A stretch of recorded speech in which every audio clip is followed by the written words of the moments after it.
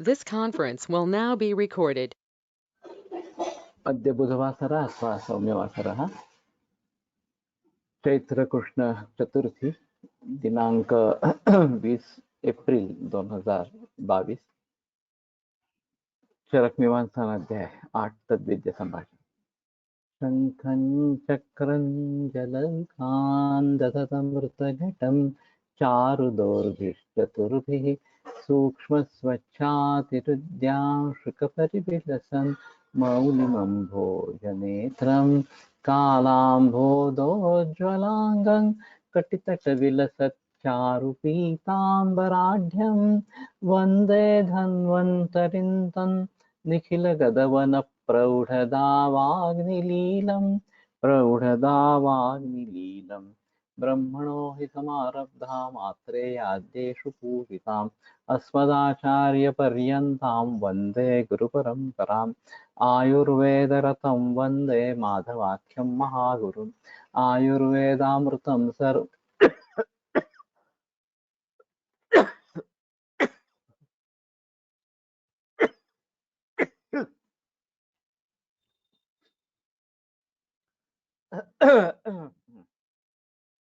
आयुर्वेदामृतं सर्वं शिष्येभ्यो यः प्रदत्तवान् द्रष्टाज्ञानी दृष्टकर्मा कृतकर्मा तथैव च अध्यापको विश्वश्रेष्ठो महान् संशोधकस्तथा गुणैरेतैः समुदितैः यत्कार्यं प्रतनोति सः समृद्ध्यर्थं हि कार्यस्य वयं नु प्रयतामहे सरस्वत्यै नमो यस्याः प्रसादात् पुण्यकर्मभिः बुद्धिदर्पणसङ्क्रान्तं जगदध्यक्षमीक्षते आत्रेयं प्रथमं वन्दे आयुर्वेदजगद्गुरुम् आयुर्वेदामृतं सर्वं गृहीत्वा हि सुरेश्वरात् अग्निवेशादिकेभ्यो यत्प्रेच्छत् मुनिसत्तमः प्रथमं तन्त्रकर्तारम् अग्निवेशं नमाम्यहम्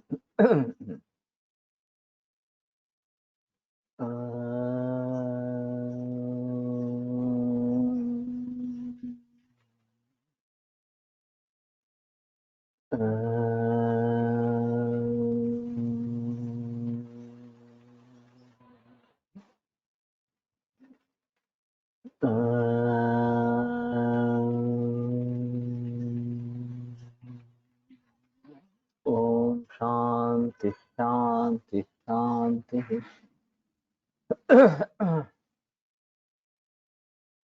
द्विविधा खलु तद्विद्य संभाषा भवति संधाय संभाषा विगुह्य संभाषा। तो तद्विद्य संभाषा दो प्रकार की होती है, एक संधाय संभाषा और दूसरी विगृह्य संभाषा। तत्र ज्ञान विज्ञान प्रवचन प्रतिवचन शक्ति संपन्नेन अकोपनेन अनुपस्कृत विद्येन अनसूयकेन अनुनेयेन अनुनेय कोविदेन क्लेशक्षमेण प्रिय संभाषणेन च सह संधाय संभाषा विद्यते। तो इसमें काफी अंतर है इन दोनों में। तो ज्ञान विज्ञान वचन प्रतिवचन शक्ति संपन्न, जो ज्ञान विज्ञान वचन प्रतिवचन की शक्ति में संपन्न इस प्रकार का हो, अकोपनेन जो क्रोधाविष्ट नहीं होता हो, शांत स्वभाव का हो, अनुपस्कृत विद्येन जिसकी विद्या अनुपस्कृत इस प्रकार की नहीं है, अच्छी तरीके से उपस्कृत इस प्रकार के है। नहीं, मैं अनुपस्कृत का मतलब कुछ दोष युक्त वगैरह इस प्रकार का होगा।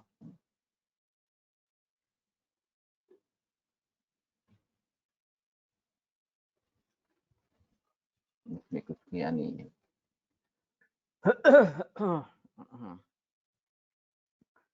नहीं तो गलत संस्कार विद्या में हुए हैं तो तकलीफ इस प्रकार की होगी, तो इसलिए अनुपस्कृत विद्या इस प्रकार का शुद्ध अनुपस्कृत विद्या ना। एक मराठी गुरुजी ने एक उदाहरण बताया था कि कोई उनके पास सीखने के लिए आया था और बोल रहा था कि मैं पहले काफी पढ़ चुका हूँ तो मुझे ज्यादा तकलीफ नहीं होती होगी सुनने में या पढ़ने में इस प्रकार से। तो फिर उन्होंने कहा कि ठीक है, एक परार्थमान करके दिखाओ। तो उसने आरंभ किया, परंतु वन्यमात वन्यमात धूमत्वात्।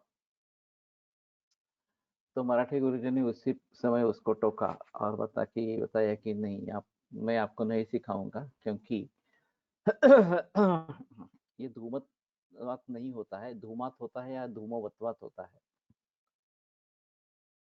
तो अनुपस्कृत विद्या यानी कि शुद्ध विद्या जैसे कह रहा है, या फिर जिसमें दोष इस प्रकार के नहीं है। अनसूयकेन जो असूया नहीं करने वाला है, अनुनेयन अनुनय के साथ जिसके साथ वार्तालाप होता है, अनुनय को भी देना, जो अनुनय करना जानता है, क्लेश क्षमेण क्लेश सहन करने की क्षमता जिसमें है, प्रिय संभाषणेन च सह, और जिसका संभाषण प्रिय इस प्रकार का हो, उसके साथ ये संधाय संभाषा की जाती है। तथा विधेन सह कथयन विश्रब्धा कथयेत। तो उस प्रकार के व्यक्ति के साथ अगर संधाय संभाषा की जाती है तो पूर्णतः निशंक होकर, या जो भी बात कहनी है वो कह दे। पृच्छेदपि च विश्रब्धा, और जो पूछना है वो भी निशंक होकर बड़े विश्वास के साथ पूछना है। पृच्छते च अस्मै विश्रब्धा है विशदम अर्थम पुरिया, और वो अगर पूछ रहा है और विश्रब्ध होकर पूछ रहा है, पूर्णतया आश्वस्त होकर पूछ रहा है, तो विशदम अर्थम भूया जो पूरा अर्थ है स्पष्ट करके उसको बता देना।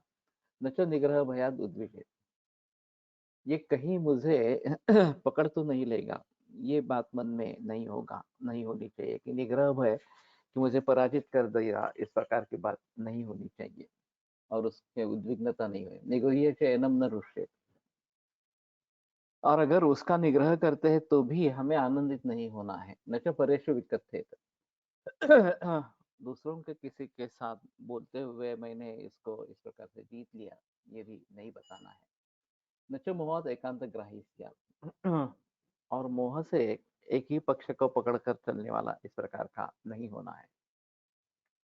न च अविदितम अर्थम अनुवर्णीय, जिसके बारे में मालूम नहीं है वो नहीं बताना है। सम्यक च अनुनयेत च अनुनयेन अनुनयेत, और योग्य रीति से अनुनय करके उसको उसके मध्य में परिवर्तन करना है। तत्र च अवहितः स्यात्, और उसमें दक्ष इस प्रकार का होना है। इति अनुलोम संभाषा विधि, यह अनुलोम संभाषा विधि इस प्रकार का है। तो कई जगह ऐसा हो सकता है कि सहाध्यायी वगैरह इस प्रकार के हो, सब ब्रह्मचारी ऐसा उनको कहते हैं। तो हमें मालूम है कि दोनों एक ही गुरु के शिष्य है, आपस में इस प्रकार के कोई असूया मत्सर वगैरह इस प्रकार का नहीं है, और मुझे जो डाउट्स है वो मैं उससे क्लियर करवाता हूँ, उसको डाउट्स है तो वो मुझसे क्लियर करवाना चाहता है। तो ये अच्छा रहता है, उसमें कोई समस्या इस प्रकार की नहीं होती है। अब बात ये होती है कि दूसरे भी लोग इस प्रकार के हो सकते हैं जिनके बारे में हमें पता नहीं होता। तो आरंभ करते हैं तो पता लगता है कि इसका अध्ययन कितना है, इसका अनुभव कितना है। और अगर वो प्रामाणिक है और हमें भी ऐसा लगता है कि ठीक है, उसको अगर हम बताएंगे, वो हमें बताएगा, तो कोई प्रॉब्लम नहीं है, तो संधाय संभाषा वहां भी हो सकती है। अभी खास करके नैसर्गिक खेती करनी है नहीं करनी है,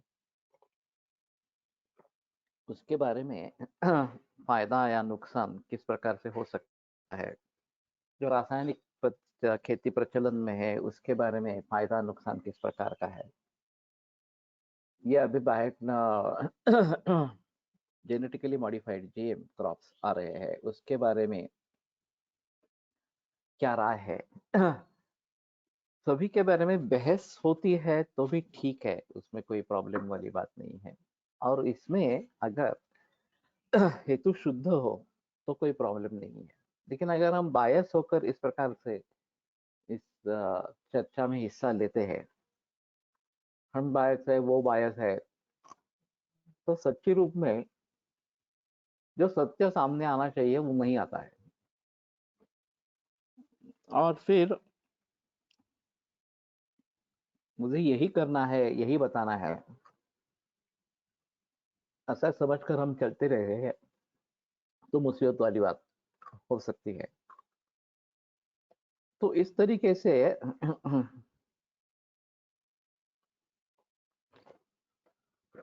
अगर प्रामाणिकता है तो प्रॉब्लम नहीं है। अंधश्रद्धा के बारे में भी वही सिलसिला है कि अगर अंधश्रद्धा निर्मूलन समिति वाले लोग प्रामाणिक होते तो बात बात अलग होती। भोंदूगिरी से सभी को लड़ना है, उसमें संदेह नहीं है, लेकिन सभी जगह भोंदूगिरी ही है, ये जो उनका कहना है, ये काफी मुश्किल है। और फिर यही सिलसिला चलता रहे तो फिर दिक्कत वाली बात हो सकती है। और हमें उससे बचना है। तो संधाय संभाषा अच्छी है, जिनके साथ कर सकते हैं उससे ज्ञान बढ़ जाएगा हमारा, और हमारी आशंकाएं मिट जाएगी। अत ऊर्ध्वम इतरेण सह विगृह्य संभाषायाम जल्पे श्रेयसा योगमात्मनः पश्य। दूसरे लोगों के साथ विगृह्य संभाषा करनी है, लेकिन इसमें हमारा कल्याण हो ये देखते हुए ही करना है। अगर हमारा कल्याण नहीं होने वाला है तो विगृह्य संभाषा नहीं करनी। मराठी गुरुजी ने एक उदाहरण बताया था कि सामने वाला व्यक्ति बिल्कुल नास्तिक और वेदों को प्रमाण नहीं मानने वाला, आप्तवचन को प्रमाण नहीं मानने वाला। तो उन्होंने उसके उसके उसको पूछा कि माँ ने आवाज दी तुम्हारे कि खाना तैयार है, खाने के लिए आ जाओ, तो तुम उस पर विश्वास करके जाते हो या साशंक चित्त से जाते हो? अब ये व्यक्ति समझ गया कि हम अटकने वाले हैं, तो बोला मुझे ऐसा लगता है कि माँ ने बुलाया है तो शायद खाना तैयार होगा। तो ठीक है, देख लेते हैं इस प्रकार से। तो साशंक वृत्ति से जाते हैं। तो मराठी गुरु ने वहीं पे बात तोड़ दी और बोले कि ठीक है, तुम अप्रामाणिक हो, जो वास्तव है उसको तुम टाल रहे हो, तो अप्रामाणिक के साथ वाद नहीं करना है। तो मैं तुमसे बात करना ही नहीं चाहता, तुम्हें जो करना है करो, तुम्हें जो पढ़ना है सीखना है सीखो, इस प्रकार से। तो प्रामाणिकता तो कम से कम होनी चाहिए, जो सत्य है उसको स्वीकार न करना चाहिए। और फिर किसी उसी को अगर कोई व्यक्ति टाल रहा है तो उसके साथ ये संभाषण नहीं करनी है। प्रागेव च जल्प जल्पांतरम परावरांतरम परषद विशेषांश सम्यक परिच्छेद। तो शुरू से ही जल्प जल्पांतर इसके बारे में बहस होगी, अन्य अन्य कौन से विषय उसमें आएंगे। परावरांतरम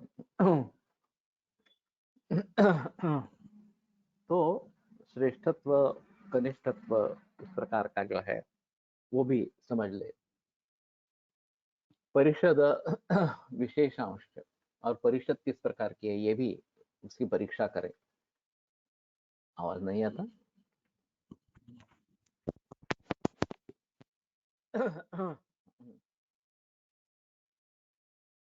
सम्यक परीक्षा ही बुद्धिमतां कार्य प्रवृत्ति निवृत्ति कालव शंसति। सम्यक परीक्षा ही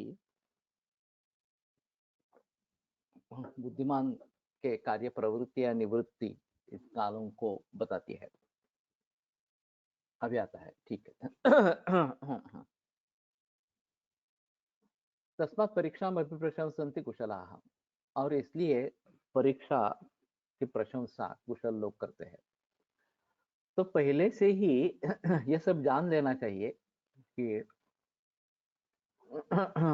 श्रेष्ठत्व, कनिष्ठत्व किस प्रकार का है, क्या-क्या मुद्दे उठाए जा सकते हैं और उनके बारे में हम किस प्रकार से प्रतिवाद करेंगे या उसका समर्थन करेंगे वगैरह-वगैरह। तो सम्यक् परीक्षायां बुद्धिमतां कार्यप्रवृत्ति निवृत्ति कालो संसति। तो कार्य में प्रवृत्ति करनी है या निवृत्त हो जाना है, ये सम्यक परीक्षा के ऊपर निर्भर होता है बुद्धिमान के लिए। और वही बात बताते हैं कि अरे कार्य निवृत्ति कर रहे हैं तो ये समझ लिया है उसने कि करने में कोई मतलब नहीं है इस प्रकार का। परीक्षमाणस्तु खलु परावरांतरम इमान जल्पक गुणान श्रेयस्कराम दोषवतश्च परीक्षेत।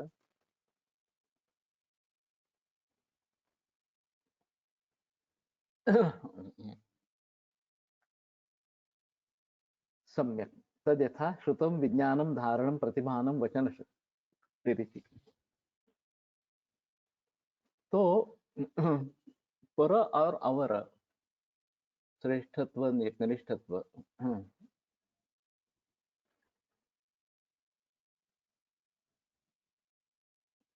प्रतिवादिनः आत्मनश्च प्रतिभादि विशेषमित्यर्थः।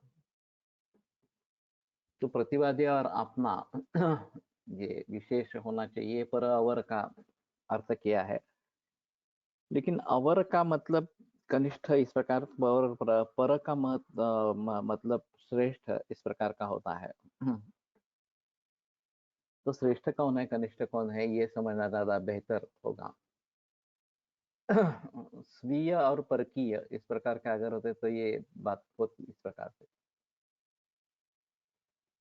तो ये दोष श्रेयस्कर और दोषवत इन दोनों तरीके से देखने चाहिए। श्रुतम विज्ञानम धारणम प्रतिभानम वचन शक्ति।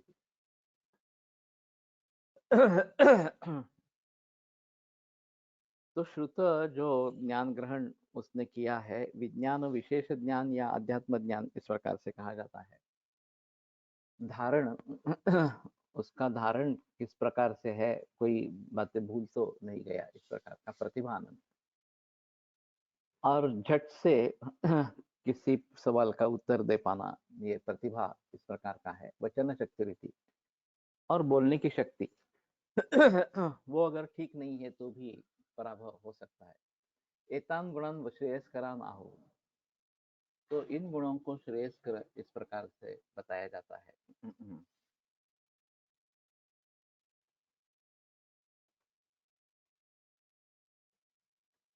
ठीक है।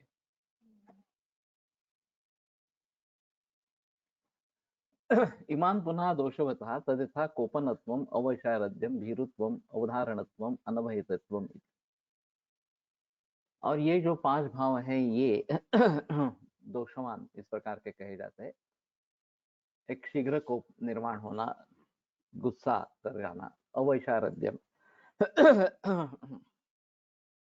की निपुणता कुशलता इस प्रकार की नहीं होना, भीरुत्व भयभीत होना, अधारणत्वम धारण नहीं होना कि समय पर सभी ध्यान में आए इस प्रकार की स्थिति नहीं होना, अनवहितत्व और दक्ष न होना कि कहीं कोई बात छूट जाती है, ध्यान में नहीं आती है तो उसका फायदा नहीं उठा सकते।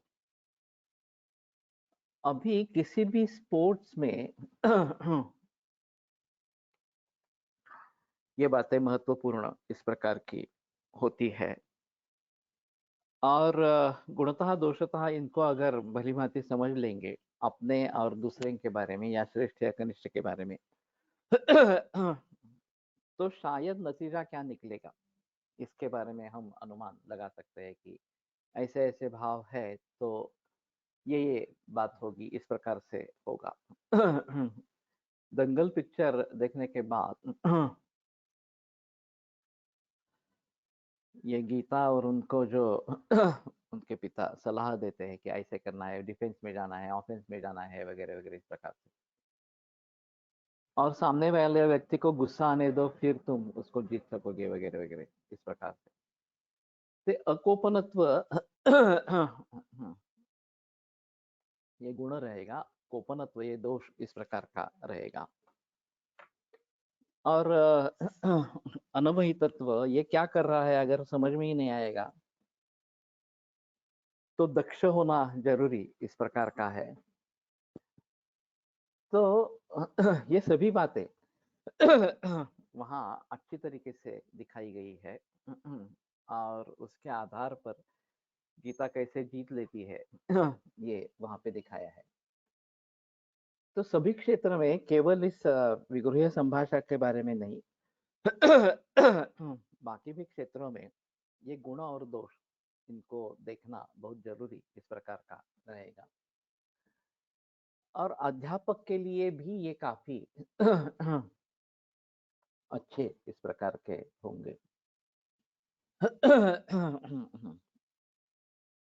एक जोक बताया जाता है कि नया नया अध्यापक है, पहला ही लेक्चर है और पहला ही वाक्य बोलता है man is a rational animal और समथिंग। तो एक लड़की खड़ी होती है और व्हाट अबाउट वुमन सर तो ये गड़बड़ा जाता है तो फिर वहीं से उसके बारे में जो इम्प्रेशन है वो नष्ट हो जाता है। हम जब पहला लेक्चर देते हैं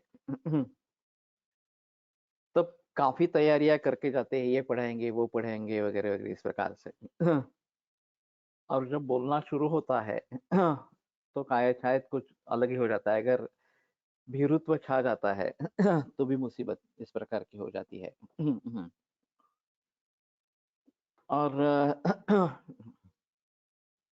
मेरा एक प्रसंग मुझे याद है कि ऐसे शुरू के ही लेक्चर्स थे, मैं तैयारी करके जाता था कि ये बोलना है वगैरह इस प्रकार से, ये इतना पढ़ाना है और एक दिन ऐसा हुआ कि मैंने जो कुछ पढ़ाना था वो सब पढ़ा दिया और लेक्चर चल रहा था तभी न्यूज आई कि फणसलकर का देहांत हो गया ये करीबन सुबह 11 11:30 बजे की बात थी तो मैं तो सर्द हो गया कि अब कैसे करेंगे, आगे का लेक्चर कैसे देंगे। तो मैं सोच रहा था कि मैं समेट लूं और निकल जाऊं यहाँ से अंतिम दर्शन के लिए। तो उसी दरमियान कोलटकर सर का मैसेज आया कि वो जा रहे हैं और उनका अगला लेक्चर था, तो तुम अगला लेक्चर भी तुम ही ले लो तो ये बड़ी मुसीबत होगी, गुरु का आदेश है, टाल भी नहीं सकते हैं। मेरे ही गुरु, हम दोनों के ही गुरु थे फणसलकर उनका निधन हुआ है, अंतिम दर्शन के लिए जाना है, तो क्या पढ़ाएंगे कोई मूड ही नहीं है इस प्रकार से पढ़ाने का और तैयारी भी नहीं थी। फिर भी मैंने लेक्चर कंप्लीट किया, वो भी किया और सर का लेक्चर भी कंप्लीट किया और फिर भाग दौड़ कर वहां पे चला गया अंतिम दर्शन के लिए तो ये मैं कभी भूलूंगा नहीं, ये जो इस प्रकार का अनुभव रहा तो ये कोपनत्वम अवशारद्यम भीरुत्वम अधारणत्वम अनवहितत्वम ये दोष इस प्रकार के हैं। एतान गुणान गुरु लागवतः परस्य च एव आत्मनश्च तुलय। तो इन गुणों को गुरु और लाघव के हिसाब से दूसरे का और अपने के बारे में उसकी तुलना करें तो वो श्रेष्ठ है, हम श्रेष्ठ है, ये पहले ही समझ ले तत्र त्रिविधः परः संपद्यते प्रवरः प्रत्यवरः समो वा गुणं विनिक्षेपतः न तो एव कार्त्स्येन तो 3 प्रकार का पर हो सकता है। एक प्रवर, हमसे ज्यादा श्रेष्ठ इस प्रकार का, प्रत्यवर हमसे कनिष्ठ, समोवा और हमसे तुल्य कक्ष सम इस प्रकार का, गुण विनिक्षेपतः और ये गुणों के आधार पर होता है, न तो एव कार्त्स्येन पूर्णतया कोई श्रेष्ठ कोई कनिष्ठ इस प्रकार का नहीं होता लेकिन कुछ गुण अच्छे हैं उसके, कुछ गुण मेरे अच्छे हैं, कुछ दोष उसमें है, कुछ दोष मेरे है तो उनके अनुसार किन चीजों में ये अच्छा है, किन चीजों में ये मुझसे अवर है, ये देखना जरूरी है। तो ये समझकर हमें किस में जाना है और किस में नहीं जाना है, ये बात ध्यान दे रखनी है। मेरा मित्र अशोक परांजपे के पिता, उन्होंने एक अनुभव बताया था कि उनकी जो परीक्षा थी बीएसएससी और ऐसी कुछ, तो मरीज उधर शुल्क का था और इन्होंने अपेंडिसाइटिस अच्छी तरीके से तैयार करके रखा था। और जब उनकी बारी आ गई तो उन्होंने कहा कि क्या है, तो बोले मुझे लगता है कि अपेंडिसाइटिस है, एक्यूट एब्डोमेन है। तो फिर परीक्षक ने पूछना आरंभ किया कि अपेंडिसाइटिस क्या होता है, कैसे लक्षण होते हैं, वगैरह वगैरह। इन्होंने जवाब देना शुरू किया, वो तो तैयार थी उनकी। और फिर बाद में बोले कि हाँ, मुझे शुरू में लगा था, लेकिन ये सब देखने के बाद मुझे नहीं लगता है अपेंडिसाइटिस है, कुछ अलग बीमारी होगी। तो परीक्षक ने हाँ कर ली और फिर वो उत्तीर्ण हो गए उसमें। तो कहने का तात्पर्य अर्थ क्या है कि हमें जिस विषय में प्रावीण्य है उस पर उसको लेके आना, या वो जो चाहते हैं उस पर उसको लेके आना और वो बताना। मेरा भी अनुभव ऐसा ही रहा था। हमारे प्रभु भावकर करके एक सर थे, निदान की ओरल थी बेड साइड, और कोई औरत थी 60-65 बरस वाली। और वैसे तो दिखने कुछ रहा था कि क्या बीमारी है इस प्रकार से। मैंने परीक्षा की, उसको पूछा कि क्या हुआ था। बोले कुछ नहीं था। नहीं, लेकिन एडमिट क्यों हुए? तो मेरे बुखार था। कब कब से था? 2 महीने हो गए। वैसे बुखार तो हाथ में लग भी नहीं रहा था। तो ये मेरे समझ में कुछ भी नहीं आया। मैंने जीर्ण ज्वर निदान करके मैं बाहर निकल आया। फिर जब ओरल के लिए गए तो उसके पहले पता चल चुका कि ये पैरालिसिस की केस थी और उससे पूरी तरीके से ठीक हो गई थी। मुझे तो कुछ उसने बताया नहीं था पैरालिसिस के बारे में। लेकिन सर को भी मालूम था कि वो हर छात्र को कुछ न कुछ अलग ही बताती। एक का दूसरे से कोई संबंध नहीं रहता। तो ये ऐसी ही बताती है, ऐसा परीक्षक को भी मालूम था। तो उन्होंने क्या क्या तुमने जीर्ण ज्वर डायग्नोसिस किया? मैंने कहा, उसने सिर्फ इतना ही कहा कि 2 महीने से बुखार है, बाकी कुछ नहीं बताया उसने। तो बोले ठीक है, इन्वेस्टिगेशंस क्या करोगे? तो मैंने कहा कि हीमोग्लोबिन करेंगे। तो क्यों? मैंने कहा कि ये मार्गग रक्त धातु है। दौर्बल्यादेह धातु नाम जरो जीर्णोन वर्तते, ऐसा सूत्र है। तो धातुओं का दौर्बल्य है क्या देखने के लिए, रक्त धातु का दौर्बल्य है देखने के लिए हीमोग्लोबिन करेंगे। मैंने उनका एक ही लेक्चर सुना था पूरे बरस में, उन्होंने एक ही लेक्चर लिया था वास्तव में। और इसमें मार्गग धातु, और वो काफी सिंपल था कि रक्त का धातु मार्गग धातु हीमोग्लोबिन है, अस्थि का मार्गग धातु कैल्शियम है, इस प्रकार से। तो बस वो खुश हो गए। बस बस ठीक है, तुम उत्तीर्ण हो गए। ऐसा करके उन्होंने छोड़ दिया। तो यो यथा परितुष्यति तथैवानुवर्तेत, जो जिस तरीके से प्रसन्न होता है उसी प्रकार से उसको मनाना है। तो हमें अगर पता होता है कि इसका क्या ज्ञान है और उसी के बारे में हम अगर बोलेंगे तो शायद कुछ मुसीबत इस प्रकार की नहीं आएगी। सैव द्विविधा हाँ, परिषद तो खलु द्विविधा, ज्ञानवती मूढ़ परिषद। परिषद 2 प्रकार के, ज्ञानवान लोगों की और दूसरी मूर्ख लोगों की, इस प्रकार के। अगर मूर्ख लोगों की परिषद है तो it is wise to be a fool, where ignorance is bliss. जहाँ अज्ञान का वरदान है वहां it is wise to be a फूल।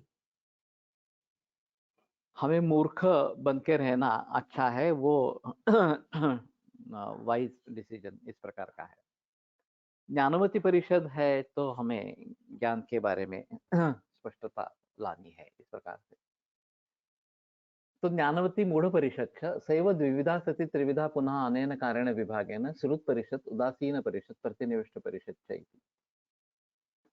और ये 2 प्रकार की होती हुई भी फिर से विधि संप्राप्ति जैसे दूसरे तरीके से देखा जाए तो श्रुत परिषद, उदासीन परिषद और प्रतिनिविष्ट परिषद इस 3 प्रकार की होती है। तत्र प्रतिनिविष्टायां परिषदि ज्ञान विज्ञान वचन प्रतिवचन शक्ति संपन्नायां मूढ़ायां वा न कथनचित केनचित सहज अल्पो विधीयते। तो प्रतिनिविष्ट परिषद है भले ज्ञान विज्ञान वचन प्रतिवचन शक्ति संपन्न हो या मूढ़ परिषद इस प्रकार के हो, न कथनचित केनचित सहज अल्पो विधीयते। किसी के भी साथ किसी भी तरीके से जल्प नहीं करना।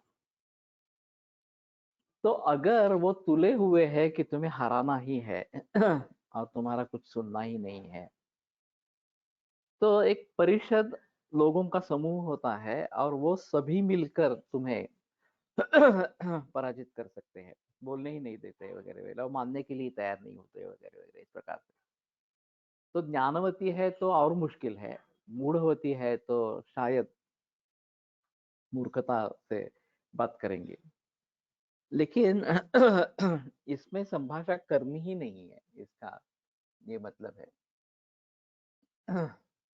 मूढ़ायन्तु सुहृत्परिषदि उदासीनायां वा ज्ञानविज्ञानवचनप्रतिवचनशक्तिः अन्तरेण अपि अदीप्तयशसा महाजनविद्विष्टेनापि सह जल्पो विधीयते। अगर मूढ़ परिषद या सुहृत परिषद इस प्रकार की है या उदासीन परिषद इस प्रकार की है, तो ज्ञान विज्ञान वचन प्रतिवचन शक्ति ही अंतरेणापि, या अगर इस प्रकार की शक्ति नहीं है तो भी अदीप्त यशसा, जिसका यश ज्यादा बिखरा हुआ इस प्रकार का नहीं है, प्रज्वलित इस प्रकार का नहीं है, महाजन विद्विष्टेनापि सह, और महाजनों ने जिसकी निंदा की है, जिसका द्वेष किया है, इस प्रकार के व्यक्ति के साथ भी जल्पो विधि है, उसके साथ जल्प कर सकते हैं। तो ये काफी सूझबूझ कर करने की बात है कि हम क्या करना चाहते हैं, किसके साथ करने जा रहे हैं, उसकी शक्ति क्या है, हमारी शक्ति क्या है, उसके गुण क्या है, हमारे गुण क्या है, उसके दोष क्या है, हमारे दोष क्या है, और अंत में इसमें क्या साध्य होगा। हाँ, तो इन सभी बातों को ध्यान में रखते हुए ये जल्प करना है नहीं करना है, ये सोच लेना इस प्रकार का है। तद्विधेन च सह कथया आविद्ध दीर्घ सूत्र संकुल वाक्यदंड का ही प्रथयितव्य। इस प्रकार का मूर्ख अगर है या उदासीन परिषद है, तो आविद्ध दीर्घ सूत्र संकुल ही वाक्यदंड के ही, जो एक दूसरे में घुसे हो इस प्रकार के दीर्घ सूत्र और काफी सम्मिश्र इस प्रकार के वाक्यदंड के साथ कहना है। बाणभट्ट की कादम्बरी इसका एक अद्भुत नमूना है। कहीं एक पृष्ठ पर वाक्य शुरू हो जाता है, 3-4 पृष्ठ तक वाक्य चालू ही रहता है और फिर उसमें कर्ता कर्म क्रियापद और उनके विशेषण ये ढूंढना ये काफी मुश्किल हो जाता है। तो सामने वाला समझ ही नहीं पाता कि क्या चल रहा है, क्या किसके बारे में बोल रहा है वगैरह इस प्रकार से। अतिरुष्टम मुहुर्मुहुः उपहसता परम निरूपयता च परषदम आकारैः ब्रुवतश्चास्य वाक्यावकाशो न देयः। तो बड़े हंसते हुए और दूसरे का उपहास करते हुए बार बार परम निरूपयता च परषदम आकारैः, और हाव भाव वगैरह ऐसे कुछ करके ये कैसे कर रहा है, इसको कुछ अकल ही नहीं है। और उसका हंसी मजाक इस प्रकार के उड़ाते हुए अस्य वाक्यावकाशो न देयः, उसको बोलने की संधि ही नहीं देनी है, अवकाश ही नहीं देना है। तो हम ही बोलते रहेंगे और वो कुछ बोलने की चेष्टा करे तो उसका उपहास करते हुए उसको बोलना नहीं देना, ये किसी प्रकार से करना है। कष्ट शब्दांच ब्रुवता वक्तव्यो नोच्यते, कि कष्ट शब्द बोलेंगे और अथवा पुनः हीनाते प्रतिज्ञा इति। तो नहीं बोलेंगे इस प्रकार से कष्ट शब्द अगर वो बोलता है, अथवा पुनः हीनाते प्रतिज्ञा, और तुम प्रतिज्ञा से ढल चुके हो, वो जो मूल प्रतिज्ञा की थी उससे दूर हो गए। पुनश्च आहूयमानः प्रति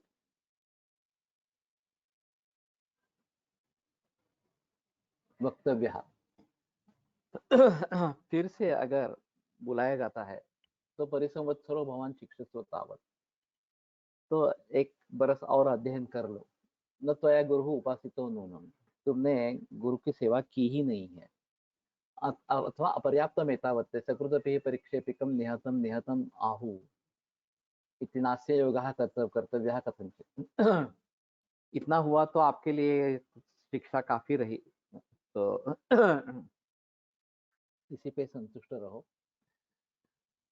और एक बार जिसको परिक्षेपित किया गया है निहत, तो वो निहत ही है। और फिर से मैं लड़ूंगा वगैरह इसी प्रकार की बात करने का कोई, या इसका पुनः प्रश्न उसके ऊपर निर्माण करना, ये बराबर नहीं है। अप्येवं श्रेयसा सह विगृह्य वक्तव्यमिति आहुः एके, न तो एकम जायसा सह विग्रहं प्रशंसन्ति कुशलाः। तो अगर श्रेयस वाली व्यक्ति है तो उसके साथ विग्रह विग्रह संभाषा की जाती है, किंतु न तो एवं जायसा सह विग्रह, लेकिन हमारे से हमसे श्रेष्ठ अगर है तो उसके साथ विग्रह नहीं करना है। तो अभी जब परिसंवाद में इस प्रकार के होते रहते हैं, जल्प या वितंडा इस प्रकार से, तो ये बातें दिखाई देती है। और जैसे इन्होंने कहा है कि उसका नतीजा किस प्रकार का निकलेगा, इसके बारे में पहले से अगर हम सजग रहेंगे कि समझ लेंगे, तो जल्प करना है नहीं करना है यही बात पहले होनी चाहिए। समझ लेनी चाहिए। और जहाँ करना उचित नहीं है वहां जल्प नहीं ही करना है, ये बात ध्यान में रखनी चाहिए।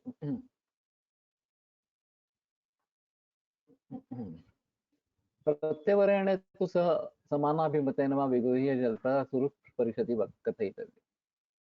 हमसे कनिष्ठ है या हमसे तुल्य है, सम है, तो उसमें विग्रह संभाषा करते समय श्रुत परिषद ही कहते रहते हैं। श्रुत परिषद है तो उसमें ये विग्रह संभाषा हो सकती है। अस्मापि उदासीन परिषदि अवधान श्रवण ज्ञान विज्ञान उपधारण वचन प्रतिवचन शक्ति संपन्नायाम कथयता च वहितेन परस्य साद्गुण्य दोष बलम अवेक्षितव्यम्। समवेक्षति यत्र एनं श्रेष्ठं मन्येत नास्य तत्र जल्पं योजयेत्, अनाविष्कृतम अयोगम कुर्वन्। तो उदासीन परिषद में अगर ये कर रहा है तो अवधान श्रवण ज्ञान विज्ञान उपधारण वचन प्रतिवचन शक्ति संपन्न आया, ये उदासीन परिषद भी इस प्रकार की शक्ति संपन्न इस प्रकार की है। कथयता का अवहितेन परस्य साद्गुण्य दोष बलम अवेक्षितव्य, और दक्ष होकर दूसरे का गुण क्या है दोष क्या है उनका बल देखना चाहिए। समवेक्षक यत्र एनम श्रेष्ठम मन्येत, और जिसमें उसको श्रेष्ठ समझते हो, नास्य तत्र जल्पम योजयेत् अनाविष्कृतम अयोगम कुर्वन्, तो उस विषय पे जल्प करना ही नहीं है, तो वो प्रकट ही न हो जाए और फिर उसका योग ही वहां पे न हो। न तो एनम अवरम मन्ये तत्र, यत्र तो एनम अवरम मन्येत तत्र एव एनम आशु निगृह्णीया, और जिसमें वो कनिष्ठ है उसकी ज्यादा बुद्धि नहीं है, अनुभव नहीं है, उसी में उसका तात्काल निग्रह इस प्रकार से करे। तत्र खलु इमे प्रत्यवराणाम आशु निग्रहे भवति उपायाः, तो तात्काल निग्रह करने के लिए ये उपाय होते हैं। तथा श्रुतहीन महता सूत्र पाठेन अभिभवेत्, जिसका ज्ञान अच्छा नहीं है, श्रुतहीन इस प्रकार का है, उसको महता सूत्र पाठेन अभिभवेत्, कि बड़े सूत्र के पाठ के साथ उसको पराजित करे। वो गाइड पिक्चर में वो दो साधु आते हैं और संस्कृत में कुछ पूछते हैं, पूर्णमदः पूर्णमिदं पूर्णात् पूर्णमुदच्यते, तो इसका अर्थ बताओ वगैरह। तो ये देवानंद कहता है कि अंग्रेजी में कुछ बोल देता है और इसका अर्थ बताओ। ऐसा उसको कहता है। तो इसका संस्कृत अच्छा नहीं है, उनको अंग्रेजी आती नहीं है, तो उसका फायदा वो उठा लेता है इस प्रकार से। तो जहां जो कमजोर हो उसी में उसको पकड़ना है, ये बात उसमें सामने रखनी चाहिए इस प्रकार से। तत्र खलु, हाँ, श्रुतहीन महता सूत्र पाठेन अभिभवेत्। अगर मालूम होता है कि आप सामने वाले को कुछ भी याद नहीं है, मालूम नहीं है, पढ़ाई नहीं है उसने, तो बड़े बड़े सूत्रों के आधार पर उनको जीत लेना, और वो आश्चर्यचकित हो जाएगा कि अरे ये क्या बोल रहा है, मुझे तो कुछ समझ में नहीं आ रहा है इस प्रकार से, तो पराजित इस प्रकार का हो जाएगा। विज्ञानहीनम पुनः कष्ट शब्देन वाक्येन। तो ज्ञान और विज्ञान में क्या फर्क करते हैं, एक बार देखना चाहिए, यदि याद नहीं आ रहा।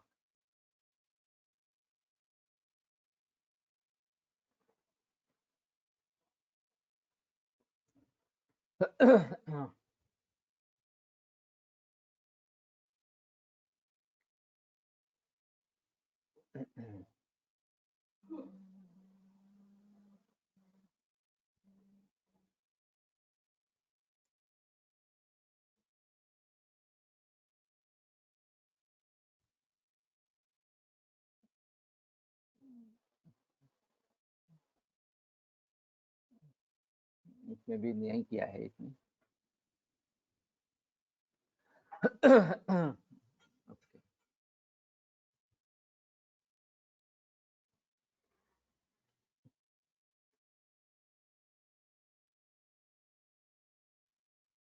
तो विज्ञानहीनम पुनः कष्ट शब्देन वाक्येन। कि कष्ट शब्द इस प्रकार के वाक्यों से उसको जीतना है। वाक्य धारणाहीनम आविद्ध दीर्घ सूत्र संकुल ही वाक्य दंड के। जो वाक्य का मतलब नहीं समझ रहा है, उसका धारण नहीं कर रहा है, आविद्ध दीर्घ सूत्र संकुल ही वाक्य दंड की, जो दूसरे में घुस गए हैं, इस प्रकार के लंबे सूत्र है और उसमें भी अनेक सूत्र इकट्ठा इस प्रकार के हो जाए, इस प्रकार के वाक्य दंड पर। प्रतिभाहीनम पुनः वचनेन अनेक विधानेन,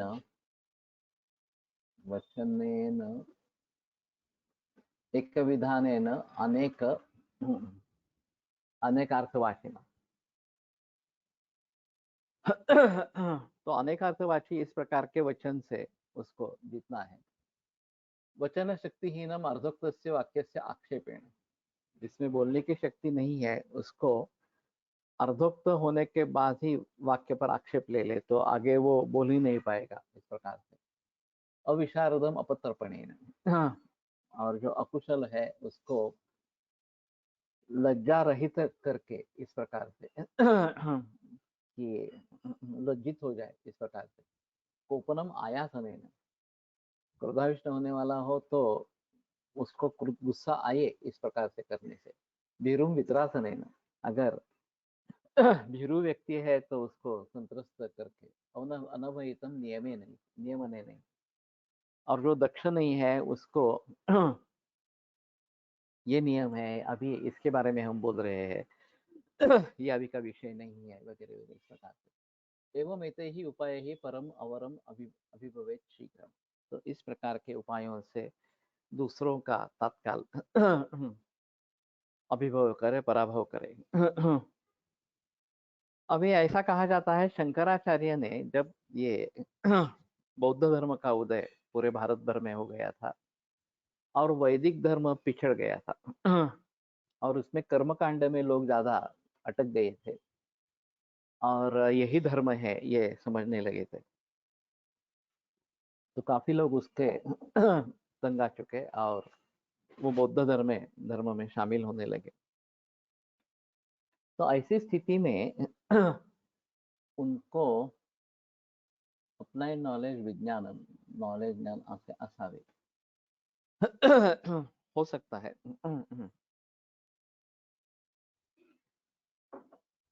तो विज्ञान का एक मतलब अध्यात्म ज्ञान, ऐसा भी पहले किया है। मैं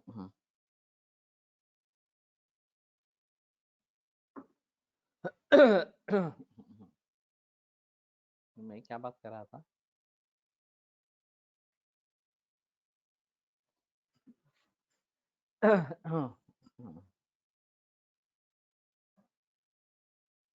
हाँ, शंकराचार्य की बात कर रहा था। तो उन्होंने पूरे भारत का भ्रमण किया और सभी वाद सभाएं जीत ली और फिर वेदांत को एस्टेब्लिश किया। शांकर भाष्य लिखा ब्रह्म सूत्रों के ऊपर और वैदिक धर्म को पुनरुज्जीवित किया। ये शंकराचार्य का ऐतिहासिक कार्य इस प्रकार का माना जाता है। तो उन्होंने इसका काफी अध्ययन किया होगा। वैसे तो बचपन से ही प्रगल्भ बुद्धि वाले इस प्रकार के थे और 8वें बरस में ही संन्यास ले लिया था। तो उनके बारे में काफी दिलचस्प कहानियां बताई जाती है। तो ये एक तरीका इस प्रकार का है। अब हाल ही की स्थिति में अगर हमें आयुर्वेद को एस्टेब्लिश करना है ये बहुत बड़ा काम है। और प्रतिनिविष्ट परिषद है, सामने वाले जो बैठे हैं हमारे ही लोग, बीएमएस लोग ही जो एलोपैथी प्रैक्टिस कर रहे हैं उनको पहले पराजित करना है, फिर बाकी लोगों के बारे में सोचेंगे। और सिर्फ पराजित नहीं करना है, उनको हमारी तरफ कर लेना है। ये दूसरा मुद्दा इस प्रकार का रहेगा। एक बात अभी ऐसी हो सकती है कि उनके यहाँ से कोई मरीज हमारे यहाँ ट्रीटमेंट के लिए आने लगते हैं, उनके रिश्तेदार, वो खुद वगैरह इस प्रकार के जहाँ एलोपैथी कुछ काम नहीं कर रही है, तो धीरे धीरे उनके मन में परिवर्तन होने लगता है। और कम से कम ये तो समझ पाते हैं कि मैं आयुर्वेद नहीं समझता, लेकिन आयुर्वेद में काफी कुछ है, काफी कुछ क्षमता इस प्रकार की है। तो उसके आगे वो दूसरे मरीजों को भी भेजना आरंभ कर देते हैं हमारे पास। तो धीरे धीरे माहौल बदलता है। अब इसी प्रकार से एलोपैथी के, होम्योपैथी के भी डॉक्टर्स अगर है और वो या उनके कुछ निजी रिश्तेदार हमारे पास ट्रीटमेंट के लिए आते हैं तो उनके मन में हल्का हल्का परिवर्तन होने लगता है। अब इस चीज को आगे बढ़ाना है और उनका जो कहना है किसी के बारे में भी, वो कैसे हम उसको परास्त कर सकते हैं, इसके बारे में सोचना है। तो हमारे गुणों के बारे में बताना और उनके दोषों के बारे में बताना, ये बहुत अहम चीज होती है। और वो तो उसको मानने के लिए तैयार नहीं होते कि उनके कोई दोष है इस प्रकार से।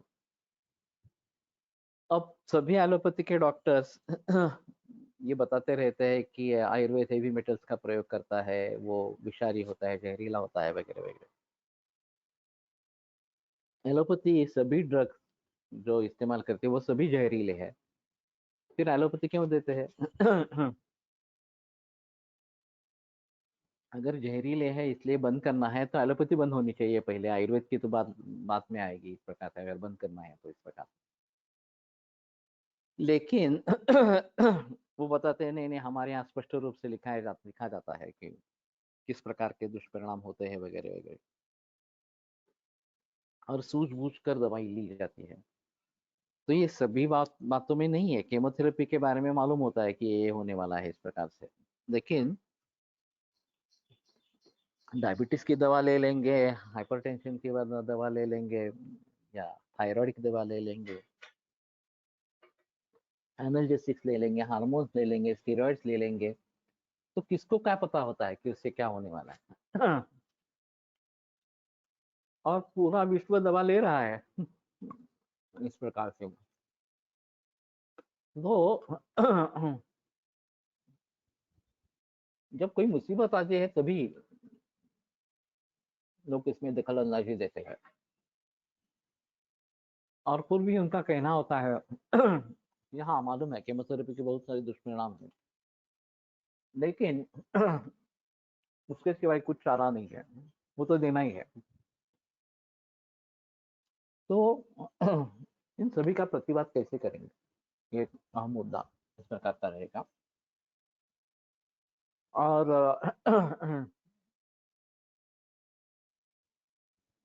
ये जो वैद्य साइंटिस्ट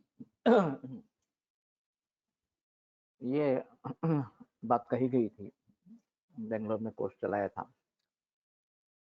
वो उसी उद्देश्य से चला था, फिर भी वो सक्सेस नहीं हुआ क्योंकि उसमें हिस्सा लेने वाले वैद्य ही नहीं थे।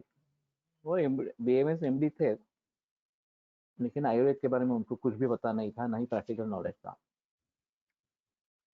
तो खुद जो आयुर्वेद जानता नहीं हो, वो आयुर्वेद के बारे में दूसरों को क्या बताएगा।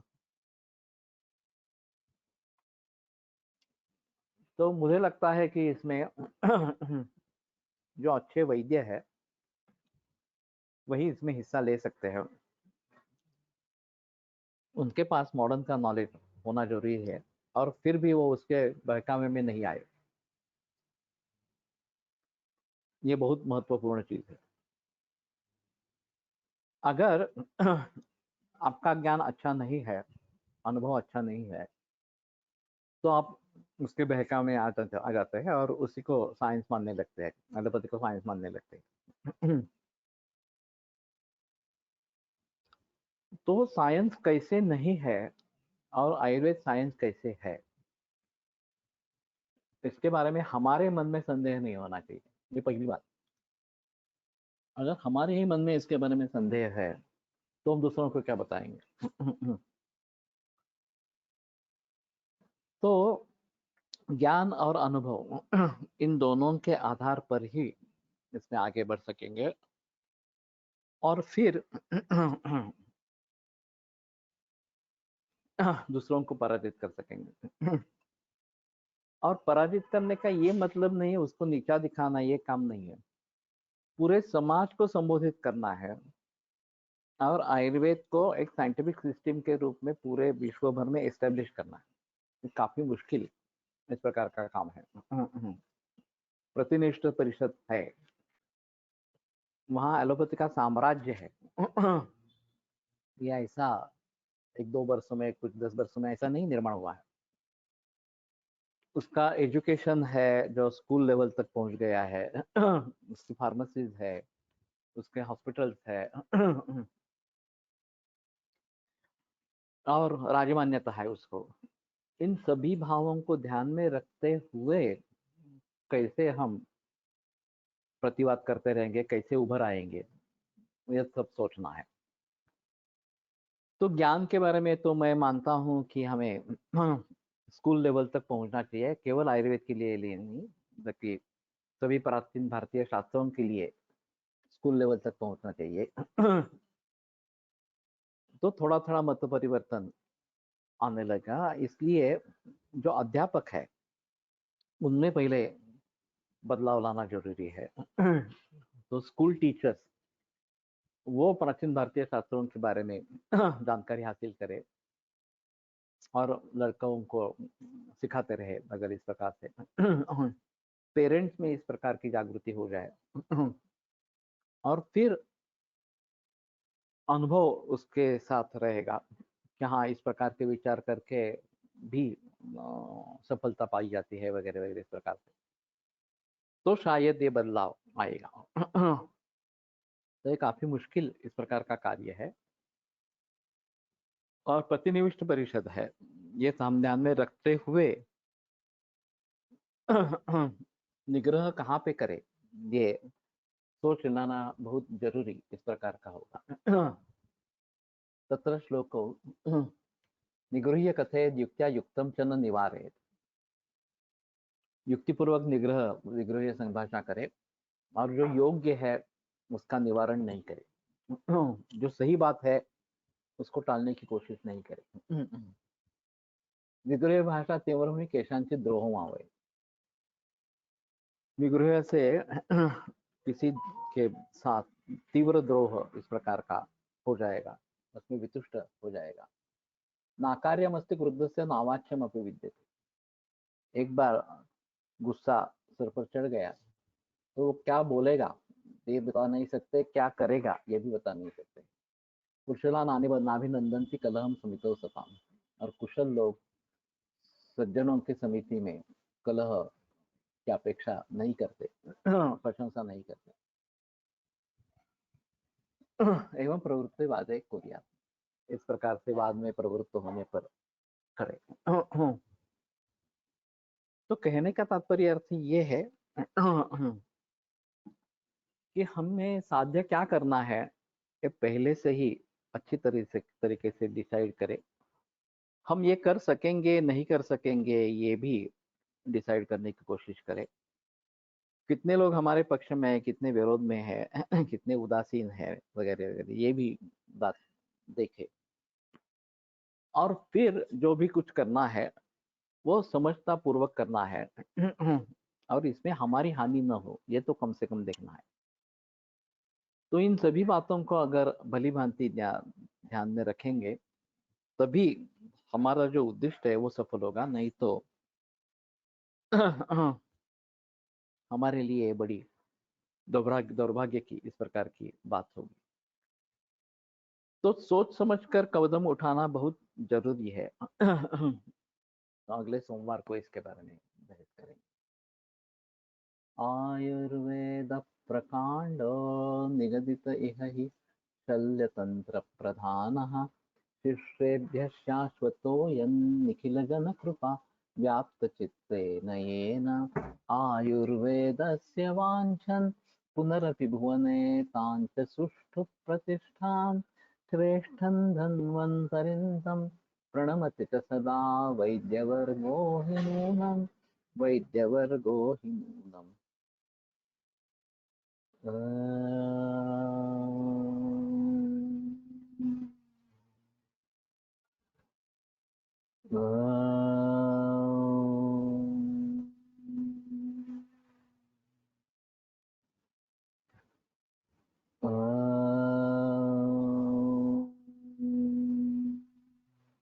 ओम शांति शांति शांति। विरम्यते व्याख्यान व्यापारात्।